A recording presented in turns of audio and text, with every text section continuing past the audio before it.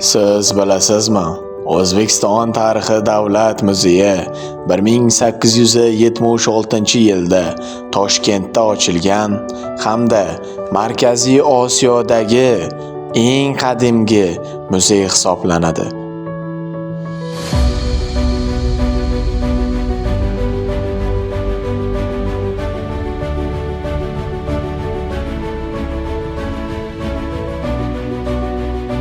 Unda 250 mingdan ortiq qadimiy artefaktlar saqlanadi.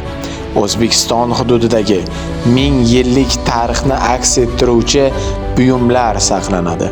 Moziy o'z ilovasida bu muzey haqida batafsil o'qishingiz, lokatsiya orqali u yerga adashmay borishingiz, hattoki virtual sayohat qilishingiz mumkin.